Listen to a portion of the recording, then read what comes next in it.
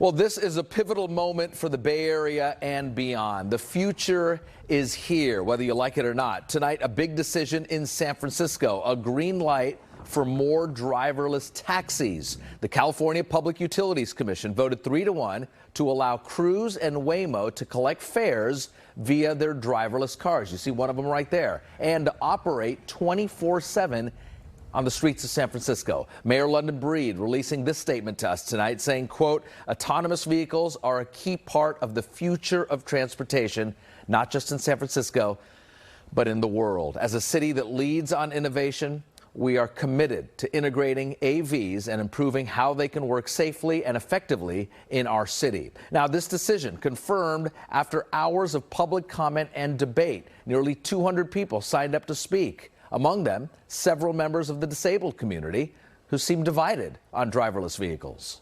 My concern is that we don't yet have an agreement on what accessibility looks like for our community. We don't yet have vehicles on the road or even in pilot programs that serve our community's needs. I'm here at the PUC to support autonomous vehicle deployment in San Francisco because this represents an amazing opportunity to increase transportation for blind people. Hundreds of people actually showed up before the meeting even started, some with concerns, others voicing their support for robotaxis. Let's bring in our senior investigative reporter, Bigad Shaban, who was at tonight's meeting and is really spearheading our reporting on these driverless cars. Bigad, this is a turning point here. How will things actually going to change? What are we going to see tomorrow or even next week?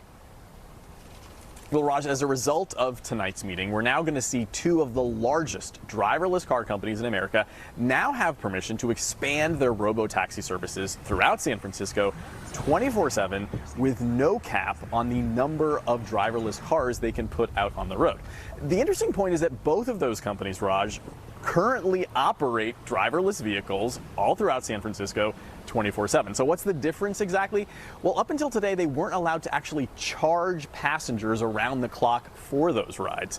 For example, Waymo wasn't allowed to charge at all, so it was giving away rides for free.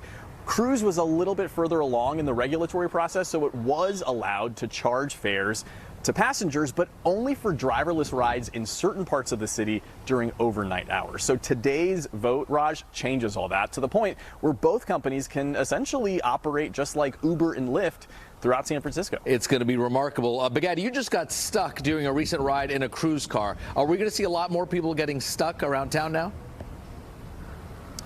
It really depends on who you ask. Certainly the companies say that the technology is getting better every day. The interesting part about the technology is that once one vehicle learns something, the entire fleet does at the exact same time. There were a number of critics at today's meeting who repeatedly spoke about the number of inconveniences that these cars have posed, stopping in the middle of the road, as well as safety issues. And certainly there are circumstances, Raj, where these cars are not operating the way that maybe you and I would, but some might argue that that could actually be a good thing. These cars don't speed. You're never going to have an issue with DUI. They don't get distracted by a cell phone. But this is going to have massive implications for the entire U.S. Everyone's going to be looking at San Francisco at really how this major testing ground is going to happen with these autonomous cars. We are the canary in the coal mine. Bigad Shaban, thank you. If you want to ride in these driverless taxis, you're going to have to wait most likely. As of tonight, the Waymo and Cruise apps still require an invite code in order to order a car there. But that could soon change after today's vote. The commission, by the way, wants to revisit this issue in 3 months for a status check.